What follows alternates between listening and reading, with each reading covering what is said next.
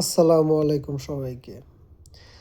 সময়ের সাথে সাথে আমরা নতুন নতুন জিনিস জানবো, এটা খুবই স্বাভাবিক এবং এটা বেশ উপভোগ্য। তেমনি জামাতে ইসলাম ৭১-এর ইতিহাস সঠিকভাবে উপস্থাপন করবে শিক্ষার্থীদের মাঝে। এই ব্যাপারটি শোনার পরে বেশ ভাল লাগতেছে।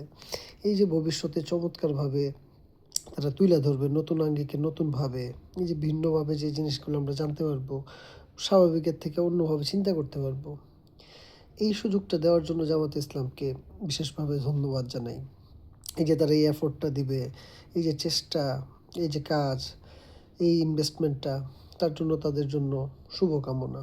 কিন্তু এত কিছুর পরে হঠাৎ করে এটা শোনার পরে একটা জিনিস মাথায় আসলো। ছোটোবেলায় একটা মুভি দেখছিলাম, বিখ্যাত সত্যজিৎ রায়ের একটা মুভি 'হীরক রাজার দেশে'। যে ওইখানে একটা সংলাপ আছে বেশ মজার, যে জানার কোনো শেষ নাই, জানার চেষ্টা বৃথা তাই।